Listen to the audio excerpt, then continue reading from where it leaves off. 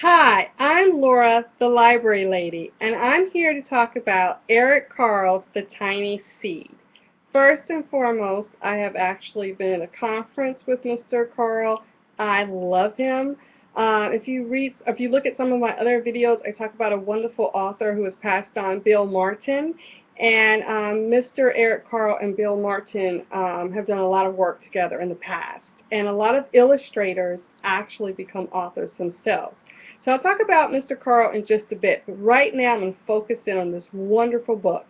And you can find, I'm not going to read the book because there are many people who read the book on YouTube, but I'm talking about what can you do with the book. So The Tiny Seed. And this is a smaller book, great for small hands. It's not a big book. And one of the things that I wanted to talk about is that picture books for children tend to cost more unless you get them at the Dollar Tree because of the photography and the colors. So when you print a book and it has all these wonderful colors, there's a technique of printing them. They print one color and they print another color. I've actually been in workshops about how books are made, how books are bound, how, if it's just a plain black and white book. So it's much cheaper to produce let's say, a book of fiction for a teenager or young adult or an adult with no pictures in it than it is for a picture book. So your average picture book that's 24 pages is going to cost sometimes $20 to $25, and you're like, wow, I can get a hardback with 500 pages in it.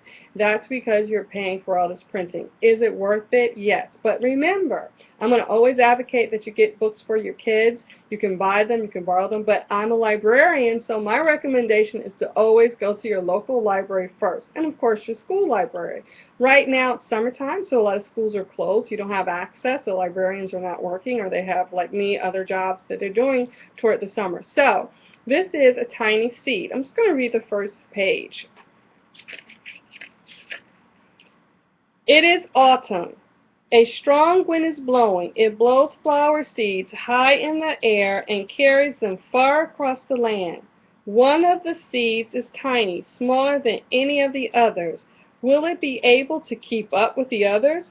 And where are they all going? So I love a book that asks for, has a question. So, and it gets the kids interested and to turn that page. So I wanted to point out a few things. Eric Carle is an illustrator, and he uses many different art forms, but his specialty is collage. So one thing I love about this book is that you can go onto the website. He has his own website just about the tiny seed. There's all kind of information about how teachers use this book with children. This is a wonderful book. You have reading, but it also incorporates science, environmental science, because it talks about what a seed does, how it goes in the ground, how sometimes it's eaten by birds, what happens to a seed, how it grows, how something, photosynthesis, all of that science is in there. So I love this because this is a great book for a cross curriculum. You're doing reading, you're teaching reading, you're enforcing colors, you can go off on an art lesson. And if you're in the house, and today it happens to be July and it's raining, not a great day to be outside. There's flash floods in my area. And so this is a great book because if you have a styrofoam cup, punch some holes in the bottom, put some rocks in the bottom, put some dirt in, and plant a seed. I remember doing that as a very young girl in school. So you can read the book, and and you can reinforce it. So you're introducing your children to science. And Eric Carle has his own website. He's 84 years old. Go Carle! And he has a blog, so you can read about what he's doing. You can comment. And then he has several links about how he creates collage. And you can go to the Dollar Tree, get those dollar paints. You can use newspaper to cover your floor or table, and a lot of people don't have newspapers. We still read two in our house, USA Today and the Baltimore Sun. And some people think they're rags, so be it. But you can go to the Dollar Tree and get that tablecloth, plastic tablecloth for $1. And you can use Dixie cups, but I'm not a big Dixie fan.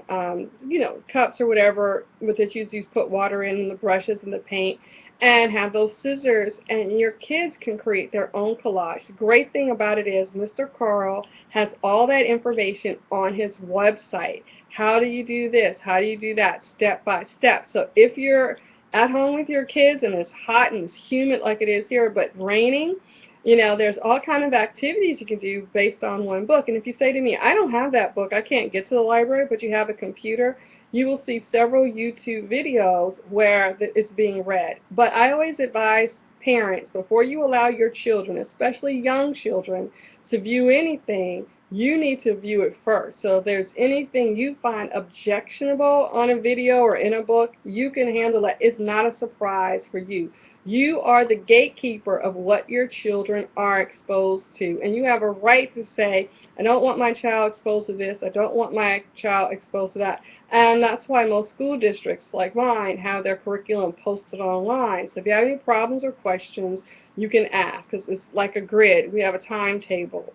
But, you know, this is a great book. Eric Carle, great author, great illustrator, and I would advise you to go to your local library and check out A Tiny Seed and plant a tiny seed and see what happens. I have a house full of plants, and I also have a garden, and I've had a garden for years. I used to garden with both of my grandparents. They're both deceased now, but that was such a special time. I did a flower garden with my father's mother, and she helped me get a lot of plants in the house, you know, since I was a very young child. And my grandfather, my mother's father, he had a vegetable garden. And it's really hard to have a vegetable garden here in Maryland. And we have gotten a groundhog, and we've had a raccoon. We've trapped them, and we've got one more groundhog to try to catch and trap and take out to the national park because they are eating up everything. So we have all kind of issues that we have to deal with. But gardening is such a wonderful way to express yourself and to make your home